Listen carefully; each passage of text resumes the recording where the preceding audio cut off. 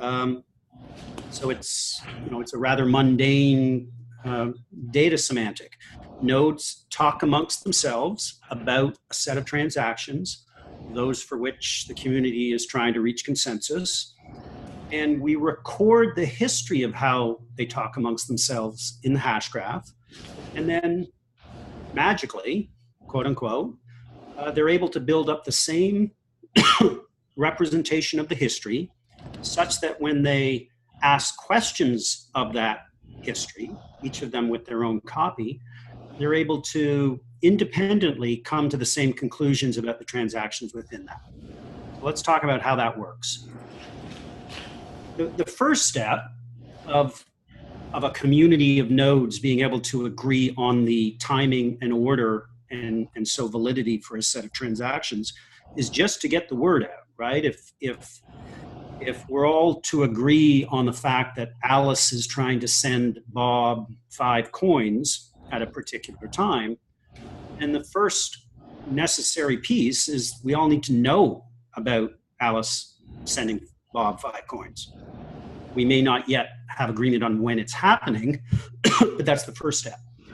And so we, like other ledgers, rely on gossip as a fast and efficient and critically resilient messaging pattern to get the news out. And the model is simple. If I have some news that I want the community to know about and ultimately come to consensus on, I gossip. I pick one member of the community at random and I tell them the news. And they pick somebody else at random and pass the news on. And while they're doing that, I'm also talking to somebody else.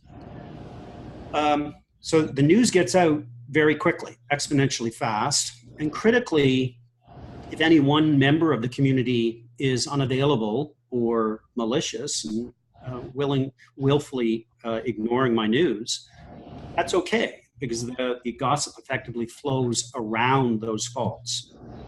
So that's the first step. I'll note that we, like many other ledgers, rely on gossip for these very same reasons, this resiliency to faults and errors like this. But for us, the times at which these messages happen, the times at which we gossip, is fundamental. Other ledgers like Bitcoin, while they use gossip, they don't record the times at which these messages happen. And that's ultimately the difference between the ledgers. So what we have is everybody knows about the transaction, me or Alice sending Bob 5 coins, which is great. It's a first step. But inevitably, everybody learned of that transaction, the news, at a different time, just given the nature of gossip and different network latencies. So our challenge is to, amongst the community, given that each of you has learned, or each of the nodes has learned of this event at a different time, how do we come to consensus on the best representation of a fair time for that event? It won't necessarily be the time of any particular node when they learned of that event. It'll be some collaborative calculation based on that time. How do we get from everybody knowing of the news to a consensus for when that news happened? We do so by adding a small additional bit of data to every message. So when everybody talks about a given transaction, not only do they share the fundamental payload, i.e. Alice sending Bob 5 coins, but they also share from whom they learned of it. So every time one node gossips to another, they also share an additional information manifested as a hash of the earlier message by which they learned of that fact. So every time nodes talk or gossip, they also gossip about the gossip. They talk about the history of how they learned that. And cumulatively, as we build up these messages, as we receive these messages and send them, all nodes build up this shared and critically consistent representation of the history of messages, so that when I look at my history of messages, I'm able to deduce what you see when you look at your history of the messages. So we build up this rich data structure. Here on the left is a representation of the hash graph. Each of those circles represents what we call an event, but logically it's a block. Payload are the transactions themselves. Every node adds a timestamp, their timestamp, and 2 hashes of earlier events, one of which is just the last event they created. And critically, one of the hashes is the last event that they received from somebody else. And that's the magic, because when a given node creates such an event and signs it, giving it integrity, and then gossips it out to the community, other nodes, when they receive this, are able to deduce and critically calculate the time at which this node had necessarily learned of that previous event. They had to have known of it because they calculated a hash based on it. So we're getting closer. Based on the gossip about gossip, not only do all nodes know about Alice sending Bob 5 coins, they know when each of the other nodes in the community first learned of that transaction, merely and just by looking at their local hash graph. They do this independently. They don't talk amongst themselves about that. That's just a byproduct of the gossip itself.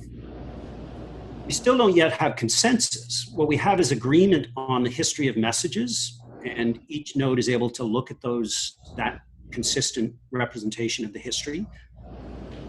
We're going to define the consensus timestamp for a given event, one of those signed data structures, as the median of the times at which the community received that event. So a given event sent out into the world, everybody in the community receives it at a different time, but critically everybody in the community is able to determine when the other members of the community received that. So we just take those times, put them in order, shortest or soonest to latest, and take the median. And we're done, because we're going to define that as the consensus timestamp. Everybody does that calculation independently, assigns that time to the transaction or the event in question, and moves on.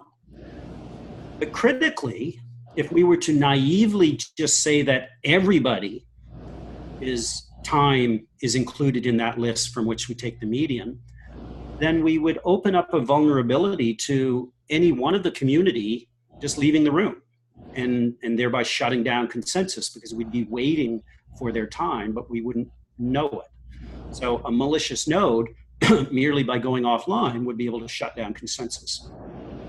So we will pick a subset of the community.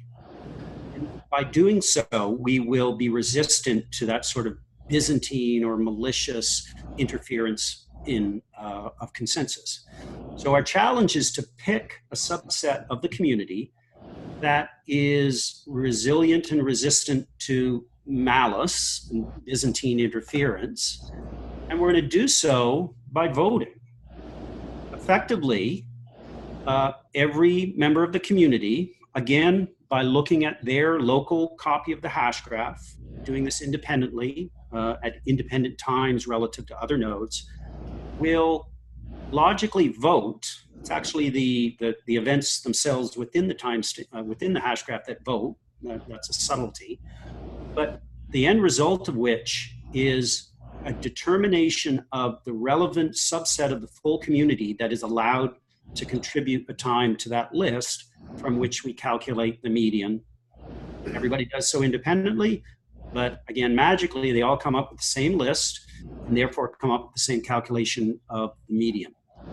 That's the consensus timestamp, right? We've all magically been able to agree on what time that a given event, that signed data structure, should be assigned.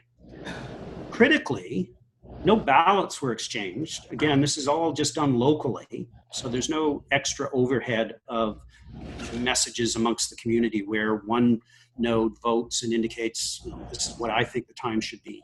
Everybody does that locally and independently. So we call that a virtual vote. It's logically comparable to me looking at somebody's Facebook posts, public Facebook posts, and predicting how they would vote in a political election based on just the past year's history of political posts. They don't have to tell me how they're going to vote. I can infer that based on what I know of them. So the end result of this is an efficiently calculated consensus timestamp for a given event. And because the event is a container for transactions, an efficiently calculated consensus timestamp for all the transactions within that event. And once we have a timestamp that everybody agrees on for a given transaction, we can order those transactions and put them in temporal order relative to everybody else, which are all the others. And once we have transactions in order, then we can analyze them. We can determine if they're valid. We can spot double spends if it's a crypto application, etc. So timing, order, and then validity. And because determination of timing is efficient, the whole result is efficient as well. So that's how Hashgraph works. It's a simple algorithm by which this community, some of them malicious, but nevertheless kept under control, are able to come to an agreement on the timing and so order of a set of transactions. Let's talk about the features of consensus that the algorithm provides us. So first, when you think about consensus, you can think about the speed at which we're able to process transactions and deliver a consensus timestamp.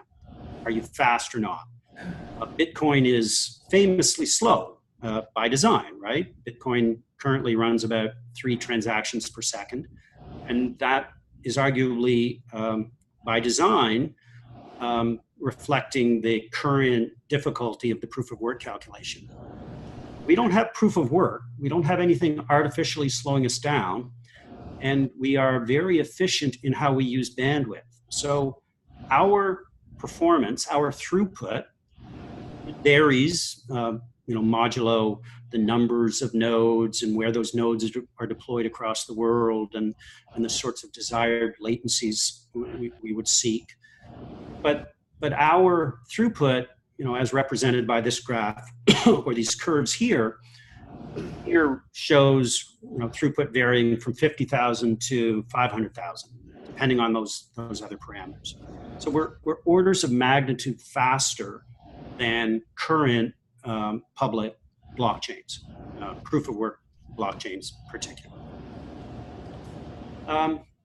So the other question to ask of a ledger, is it fair? So for us, fair means resistant to any one member of the community having undue influence. Thinking about how proof of work in a Bitcoin or other blockchain works, the miner that wins the puzzle is the complete authority over which transactions get added to that current block and in which order they get added, right? Whichever miner wins the puzzle for a 10-minute block is absolutely in charge for that 10 minutes. It's just the nature of proof of work. Because they have that unabridged power, even if for just 10 minutes, it's not fair because that miner has complete authority and power over which transactions get added in which order. And the nature of the economics has emerged that miners are motivated to add transactions that have high fees to their blocks because that optimizes their chance of winning the associated fees. So that's not fair in the intuitive sense because the miners can abuse even if for a short period of time, they can abuse that position of power. Hashgraph does not have any leaders. There is no one special node, even if elected for only a short period of time. So there's no ability to abuse that temporary power. We have no leaders, so there's no ability to unduly influence or prevent a transaction from being added into consensus or critically when. The third notable characteristic of our algorithm is its security. and security clearly is a big bucket, but I'll highlight two particular aspects of it. The first is, again, an artifact of the fact that there is no leader. So there's no special node empowered even for a short period of time. So there's no vulnerability to a denial of service targeted against that leader. So if there's no leader, you can't take down that leader and thereby shut down consensus. Now, I fully acknowledge that Bitcoin, given how the leader is selected, the random nature of the proof of work algorithm, is not vulnerable to this attack either, because the attacker wouldn't be able to predict which miner won the puzzle and so who to take down. But other blockchains, permissioned and arguably some permissionless, do have this vulnerability because there's some predictability to who the current leader could be. So the other aspect of security, the fact that Hashgraph is asynchronous Byzantine fault tolerant, is a representation or an attribute of the nature of consensus that we're able to deliver. So a consensus algorithm is BFT, Byzantine fault tolerant, if it is able to deliver finality of consensus, i.e. there is a moment in time when all members of the community, every node, is completely certain that the given event, the given transaction, the given block has been assigned a timestamp, slotted into order, and there is no doubt about it. There's no possibility of that being changed in the near future. So it's a step function in certainty, right, as represented by the blue curve. So contrast the step function of certainty of a BFT algorithm like Hashgraph with the sort of probabilistic consensus that a blockchain will provide. So I apologize, the scale, the red curve is not drawn to scale. It's not as gradual as this, but the logic is the same, that certainty in a blockchain is a function of how many additional blocks can be added on to the block in question you're concerned with. So if your transaction is in a given block, in a Bitcoin, you're recommended to wait 5 or 6 subsequent blocks before you can be realistically certain that your block won't be reorged, and your transaction disappear. So BFT in this sense just gives you that finality of certainty. And the asynchronous just means that we're able to deliver that under real world network assumptions about messages being delayed for arbitrary long periods of time, as is representative of the real internet we live under. So we talk about Hashgraph being fast, fair, and secure. And so we can think about the sorts of use cases that are subsequently made possible because we have those capabilities. So we think we can address all the use cases that blockchains currently do, but do so, quote unquote, better, faster, more secure, more fair, payments that process in seconds, comparable to Visa latency, as opposed to 10 minutes, microtransactions where the fees associated with the transactions are hundreds or thousands of a second and not dollars, as in Bitcoin. But more interestingly, I think, is that we believe Hashgraph and Hedera, the public ledger built upon it, will make possible a new family of use cases that just aren't viable or practical under a blockchain. Notably, any use case that implies a market or some sort of contest over some scarce resource. Any use case that implies two entities competing to place a bid, to make a purchase, to purchase a stock, bid on a stock. Those are really only practical if your consensus algorithm is fair in that previous sense I described. Because if it isn't fair, then the order in which those two competing bids, those transactions or orders, is critical. And if it's a use case that has monetary value associated with it, then unless the algorithm is fair, then it's inevitable that I think it would be skewed with. So that's Hashgraph. It's an algorithm. It's a consensus algorithm. It can be deployed in both permissioned models where all the nodes are known and likely have legal agreements. So supply chain, financial, banks, credit unions. We're already deploying and selling Hashgraph into those situations or those scenarios.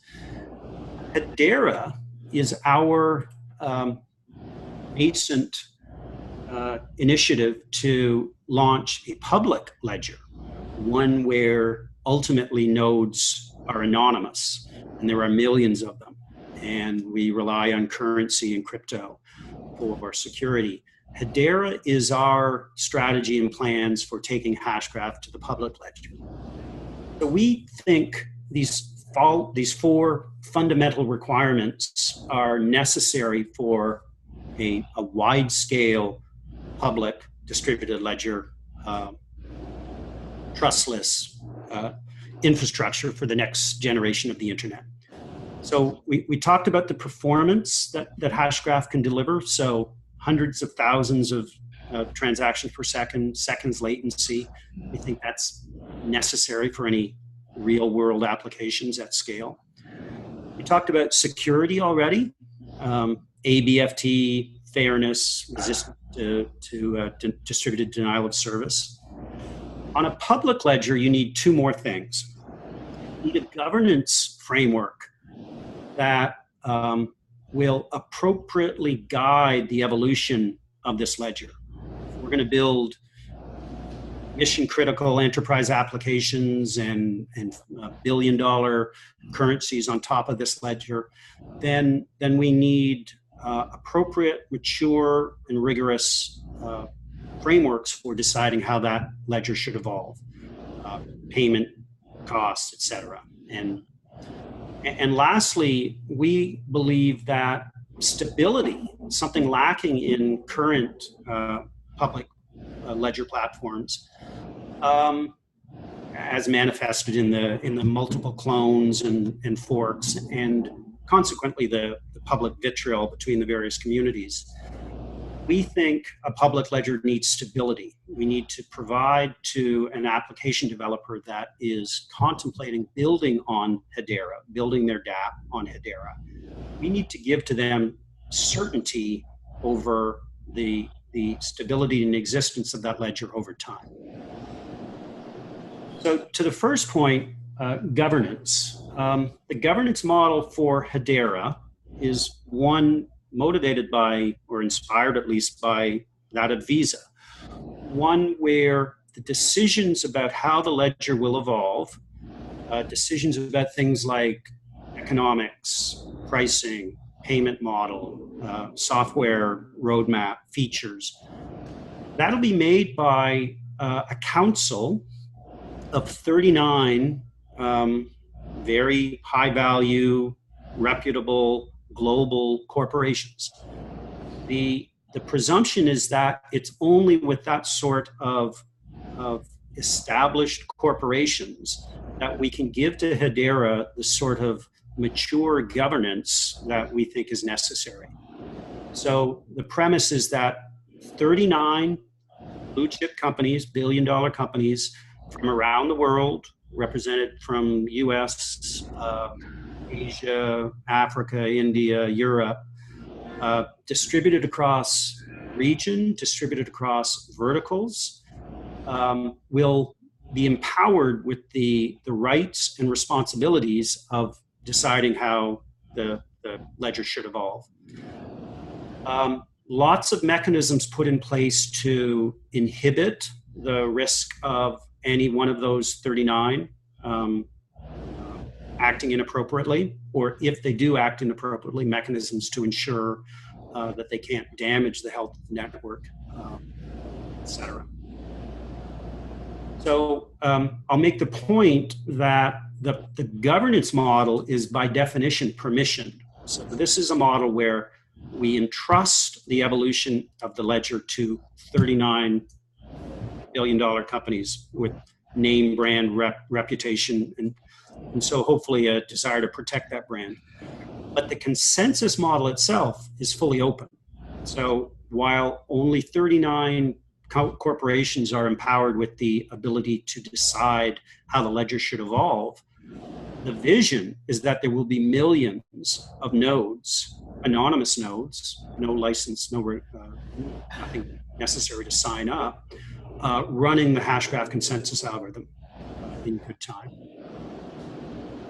So the other aspect that I argued was necessary for a successful ledger at scale was stability.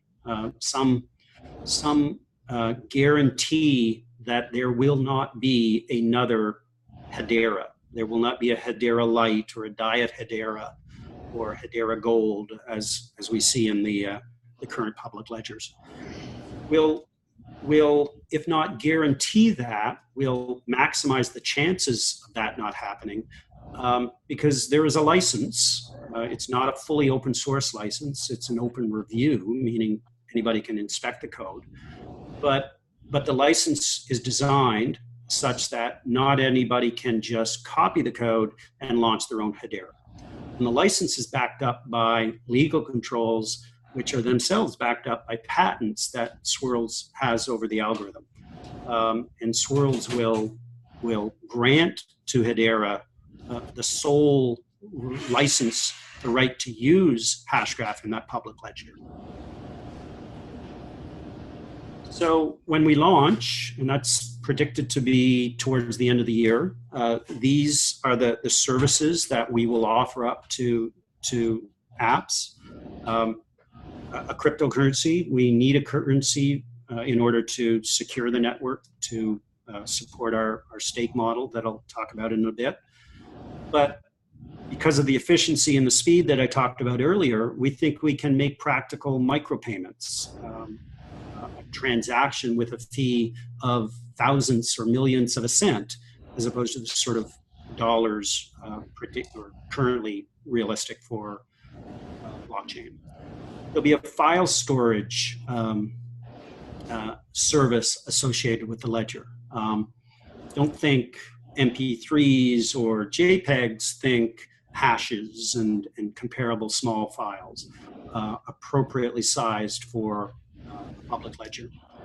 And lastly, we'll support smart contracts through a port of the Ethereum virtual machine, so we can support Solidity smart contracts out of the door. So if someone has written a dApp using a smart contract on Ethereum, they'll be able to port that to Hashgraph and run that natively through our support for the EVM. So in the voting algorithm I described, I didn't talk about the sorts of weights that different nodes would have with respect to that voting algorithm. In a permission world, every node gets one vote. That doesn't work in a permissionless model, because in a permissionless model of anonymous nodes, anybody can spin up thousands of nodes and in a Sybil attack and sort of swamp consensus. So we'll mitigate that in Hedera, in our public network, with a relatively simple stake model, a proof of stake as opposed to proof of work, comparable to what other public ledgers are doing. Ethereum's announced their roadmap for Casper, EOS Cardano doing delegated proof of stake. Our stake model is relatively simple. There's no punitive aspect. There's no burning. There's no delegation in the sense of DPoS. But critically, for a node to be able to contribute to consensus, they'll have to stake some number of coins, i.e. sort of put those forward to the community as some measure of their commitment and good faith. And we'll mitigate Sybil in that manner. So briefly, how we will get there. I talked about the end vision being millions of nodes. We'll launch in a much more scaled back and modest manner.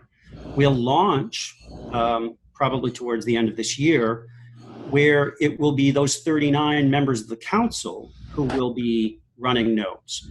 And we will use that permissioned model to bootstrap the network, to bootstrap the community, and over some number of years, we will both encourage the more nodes, anonymous nodes ultimately, to join, and critically ensure that the coins that we will launch will flow out into the community as well. Because the ultimate health of the network and the apps that build upon it relies both on distributed nodes and distributed coins amongst those nodes. So with that, thank you very much. I'm happy to take any questions. I got one. When you talk about the nodes, how are you going to incentivize the nodes so that you can grow to like, instead of like a million nodes or whatever? What is your way that you're going to incentivize nodes to do that, to actually join your network? Because you don't have like a winner of work. How are you incentivizing that? Yeah, I think I got the sense of it. How do we incentivize nodes in the public ledger? So I'll backtrack a bit. In a permissioned model, a permission deployment of Hashgraph, the assumption is that nodes participate and contribute towards consensus because it's in their interest to do so, because they are banks and they want to help facilitate this consensus, even if it means helping out competitors. In a permissionless model, in Hedera, the expectation is that somebody will run a node on behalf of some other application or some other community. So how do we encourage them to do so? We'll do so by paying them. So for any application to use the ledger, send a transaction into the ledger for it to be sense, for the community to come to consensus on it, they will attach a fee to it. So I talked about a microtransaction of a thousandth of a cent. So if Alice is sending Bob 5 tokens, that transaction might have an associated fee of 100th of a US dollar or smaller, depending on the economics. That 100th of a US dollar in the aggregate will serve to fund payments to all the nodes that contributed to the consensus for that transaction. So it's a combination of fees flowing into the network and then payments being made to the nodes participating on the network.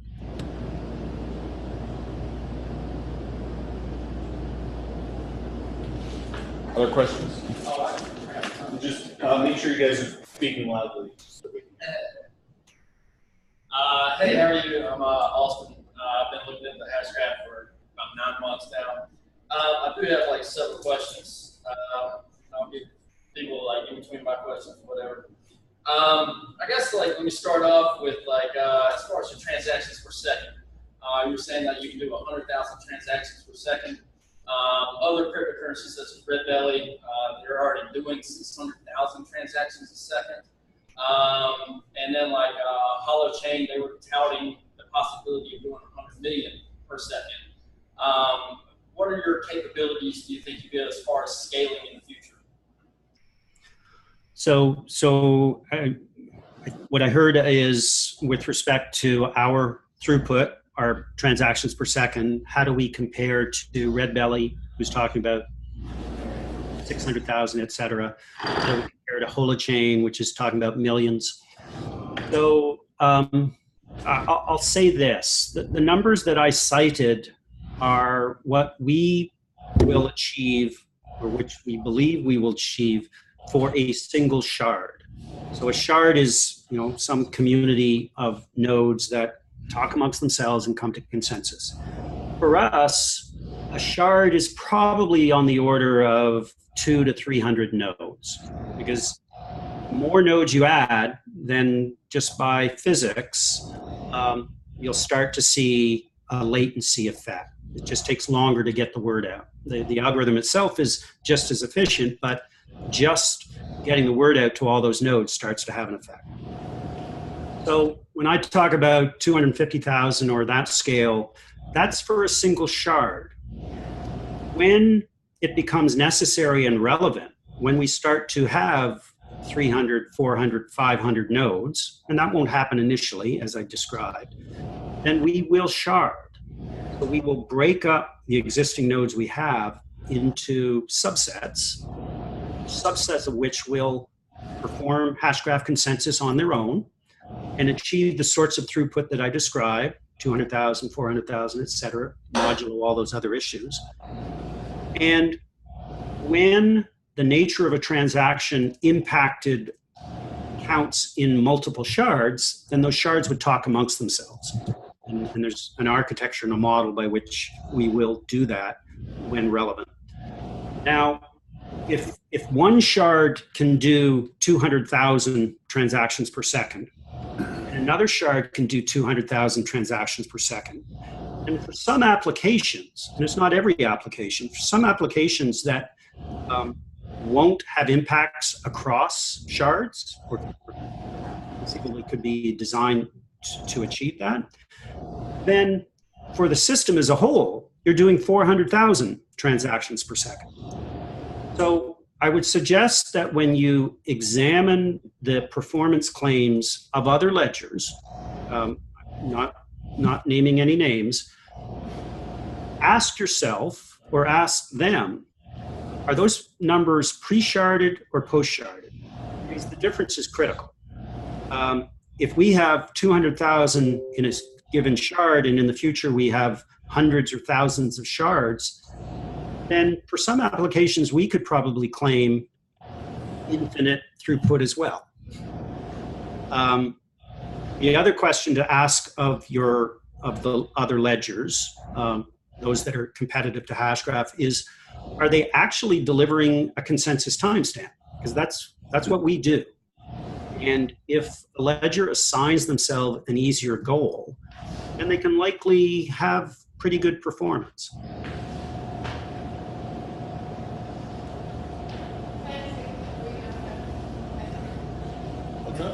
Question? Thank you so much for taking the time today. I have a quick question about the 39 corporations for the governance aspect of Hashgraph. That's kind of new to me, so I was kind of just curious, like how do those get picked and like 39, like how do you pick 39, like that number works? Yeah, just if you could lay that out, that'd be great. Thanks.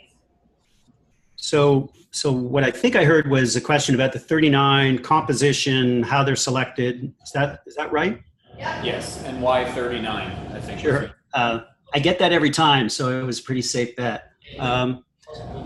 So 39 is arbitrary, right? When you are trying to design a system like this, you're looking for the right compromise between efficiency and decentralization.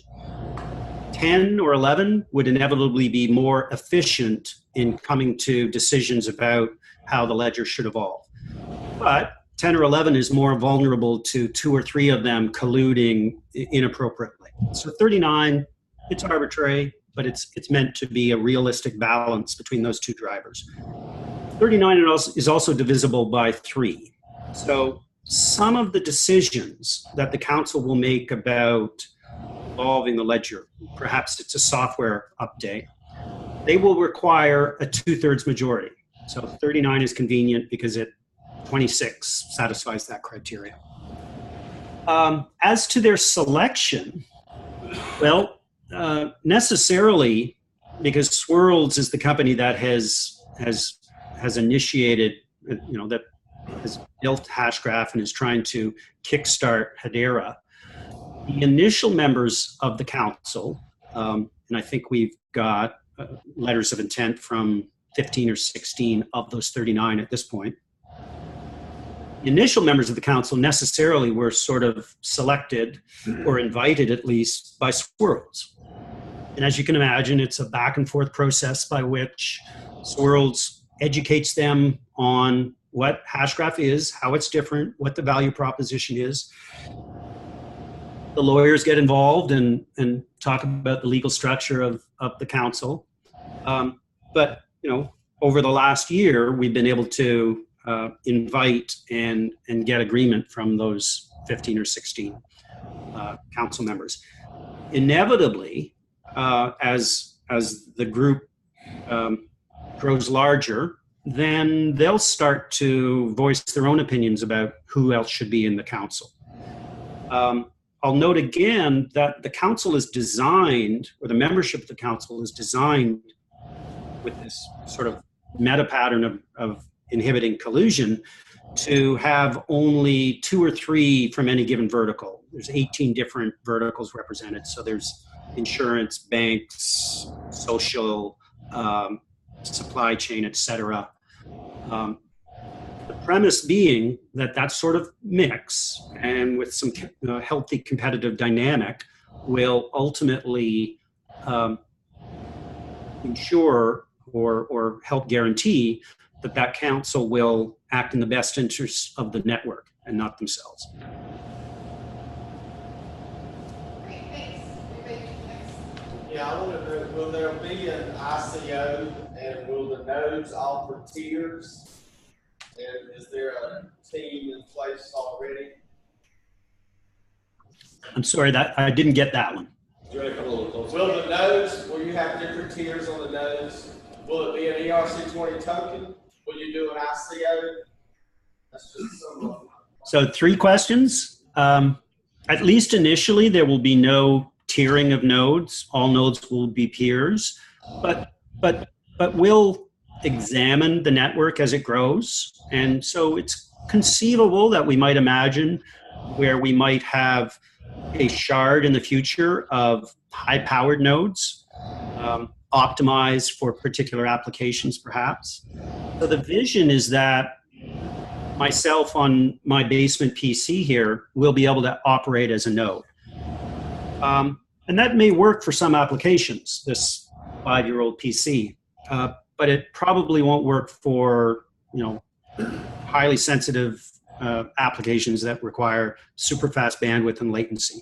So we will at least explore those possibilities as we go forward. I think the other question about was ERC20 and ICOs. Absolutely. We'll support Solidity out the door.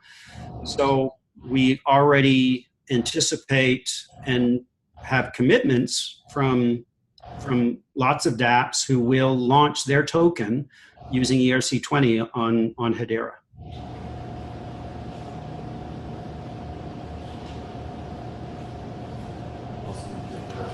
I got 2 questions as far as with your time stamping. What if one of the nodes that's randomly picked is a bad actor and they relay a different time stamping on it? And a second part of that question is like with quantum computing coming more of a reality in the future, how is that going to affect your time stamping and other aspects of your networking with the Hashgraph and gossip protocol? Yeah. Okay. So to the first question, can a malicious node inappropriately skew timestamp or the consensus timestamp by putting in a bad value? So a couple of things. Remember that the consensus timestamp is calculated by all nodes to be the median of a list. And the members of the community that get to contribute to that list are voted upon. Let's assume that your malicious node inserts a bad timestamp, maybe it's 5 hours in the future, in order to try to delay a consensus timestamp for the events within that event. So let's assume that they're picked to be a member of the subset of the community that gets to contribute to that list. So their value in that list is far to the right, right? They are the latest value because every other node is honest and a reasonable representation of the time. It's the median of that list. So we're resilient and resistant to any value, any individual values for those timestamps that are either too early or too late. And there's actually a mathematical theory that says unless over 1/3 of the nodes are malicious. Only if over 1/3 of the nodes are malicious that they would be able to pull the timestamp beyond the times of an honest node or between two honest nodes. So it's the magic of taking a median that we are resilient to any one node or some small number of nodes skewing the timestamp inappropriately. The second question was about quantum computing. So we, like every other ledger, relies on hashing calculations and digital signatures. And so some of those crypto are vulnerable to quantum computing and would need to be evolved to be quantum safe. The algorithm itself, as I've described, this algorithm is completely independent of the crypto. There's no magic crypto. There's no new crypto here. It's just that intuitive sense of calculating the median timestamp. So the algorithm itself is completely quantum resistant. If necessary, we will upgrade our signatures appropriately to be quantum resistant. But that's a few years out. Right.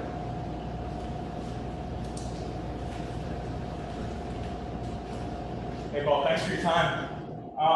It sounds to me like what you're trying to do, and I'm fairly new to Hashgraph, is you're trying to build an ecosystem on top of a new type of technology, similar to, say, Ethereum or EOS, Cardano, what they're all trying to do. How is that correct?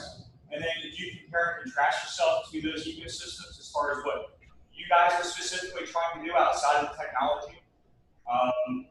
As well as, it sounds like Hashgraph is a superior type of protocol. Do you see any application or use cases where blockchain would be the best way to go? So as to the ecosystem, absolutely. We are competitive to Ethereum. We're competitive to EOS, Cardano, Definity, because we're all, well, outside of Ethereum, we are all trying to build the next evolution of Ethereum, right? Ethereum is the first. They have the advantage of claiming the space of smart contract platform and distributed ledger for a wide variety of apps. We're all trying to be the next Ethereum. Even Ethereum's trying to be the next Ethereum. So I think for us, we differentiate ourselves through the technical features of the algorithm, how Hashgraph is faster, more secure, etc. We also will proudly point to what we think are the differentiations we see in our governance model and that stability as enabled by the license and the patent. Other ledgers have different models for governance. EOS, Cardano perhaps, Definity, Tezos, point to on-chain governance as their proposition for making decisions about how the ledger should evolve. That's an interesting proposition. We have a different governance model, and ultimately I think the market will decide which creates a more stable and viable platform. I think I've forgotten the second question. Oh yeah, just it sounds like Hashgraph and DAG technology is probably the superior technology to build on. But can you think of any use cases or applications where, say, a blockchain type platform would be the best way to go? Yeah. So at least 6 months ago, we were often portrayed in marketing as the Ethereum killer or the blockchain killer. We don't aspire to that. We don't think our success is predicated upon Bitcoin or Ethereum disappearing. And I'll say this, and I don't mean it to sound insulting, but if your use case does not require performance or the other characteristics that I believe are unique to Hashgraph, or at least unique in combination, then blockchain is perfectly appropriate, or Bitcoin is perfectly appropriate. Like, we've seen the Bitcoin community pivot I think from the original premise, as I understand it, I wasn't around when the white paper was written, but the original premise, as I understand it, was that Bitcoin would be used to buy things, to buy the archetypical cup of coffee. And it hasn't worked out that way, and the Bitcoin community has arguably pivoted to this store of value proposition. And maybe they'll pivot again to find a unique niche that more efficient, more performant ledgers like Hashgraph. I don't think we'll be the only one. Those other names I cited have powerful features and will compete with them in the market. Maybe there's 4 or 5 in the future, right? Like lots of other verticals or spaces, there's a filtering, there's a winnowing, and what remains are comparable feature sets, but that are nevertheless able to distinguish themselves and maintain a valid position in the market. iPhone and Android, right?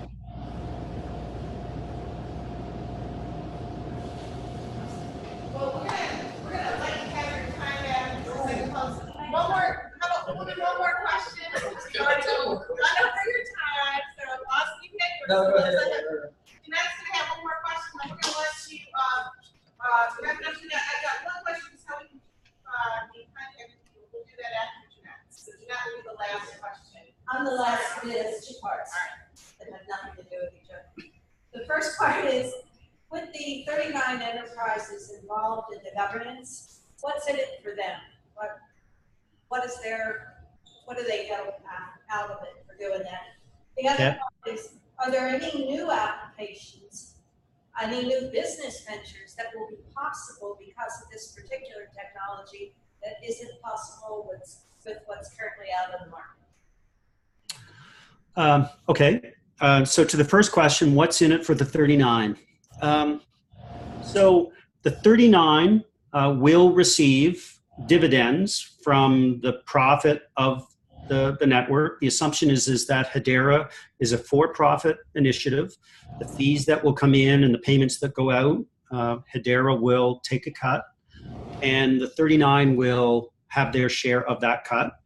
Now, the assumption is that because these are huge multinationals, those rewards are monetarily trivial, and that won't motivate them. You know, to be honest, we expect that the value proposition for these 39 is to be visibly seen as contributing to the definition and evolution of what has the potential to be a significant piece of the next generation of the web. I know that sounds grandiose, but that's the vision. And so those 39, they want to be involved in that. Again, fully honestly, some of these 39 have struggled to understand blockchain. The market is asking them to have a story around blockchain. And to some extent, we give them that, right? And we give them a vision around distributed ledgers that is consistent with how they see businesses operating. One that acknowledges that large corporations have expertise in economics, in law, in legal, in tech, and that will, and membership in the council will allow them to help define the evolution of what we think is the next gen.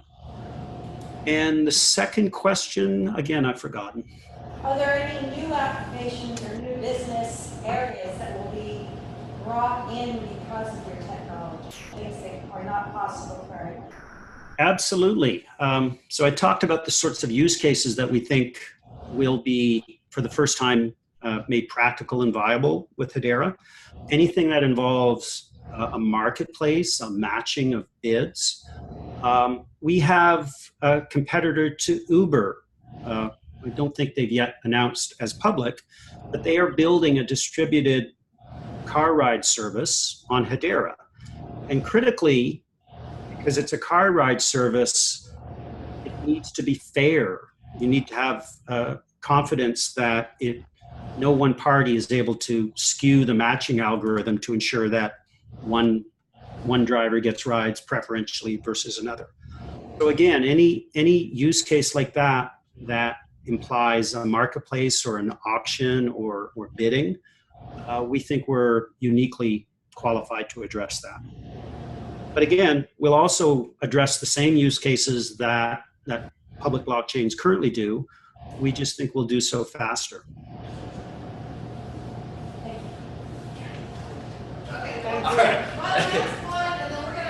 Sorry, like I said, I've been looking at this company for like 9 months. So I'm really about you guys. I really am. But I want these questions answered. So like Ripple, they are being looked at as a security, and they're trying to like separate themselves from the XRP and the company Ripple. Are your company going to try to do that between your currency and then the company itself? And then the second part of my question is like Ripple, they own a massive amount, and y'all going to be keeping about 60% of your coins. Are y'all going to lock those up like Ripple did? So to the first question, I'm not a lawyer. I won't pretend to understand the SEC's thinking. They an interview yesterday that gave some clarity, but limited clarity. So I talked about the token and how we will use it within the platform for staking. I talked about how we will use the token within fees and payments. It's unarguable that our token will have utility within our platform. I say it's unarguable, but of course the SEC has to determine that.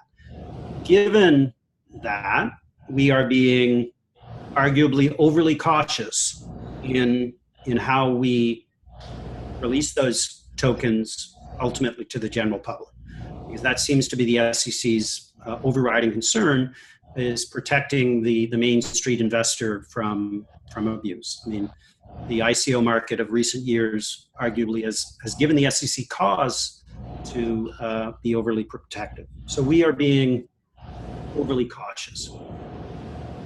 With respect to the second question, we're not Ripple. The model is that the coins will be issued and held by the Treasury, held logically by the 39, so that no one entity, no one company, but rather 39 companies collaboratively control the economics and the token economics.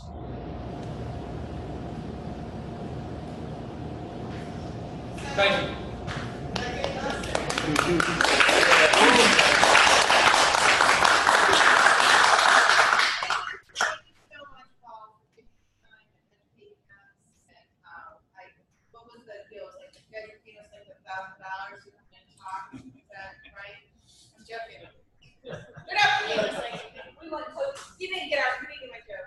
Anyway, thank you for educating us on your project, and if people want to kind of keep in contact with what's going on and keep abreast of the news, what's the best place? You guys have a Telegram? What's the best on your website? Where's the best place for them to stay informed? Yeah, again, I think I heard part of that. Yeah, there is a Telegram community. It's cleaner now than it was perhaps 2 months ago. There's far less when ICO questions, so it's a source of information. For the technical folks, there's a Discord channel where you can pose technical questions. All the other normal channels, HederaHashgraph.com for the white paper and various related collateral. Awesome. Well, thank you so much for taking your time, and we really, really appreciate it. If you're ever in Wilmington, look us up. Yeah, well, I heard about the beer at this place. Pretty good. Pretty good. Well, have a great night in Canada. Thank you. Thank you very much. Bye all. Thank you.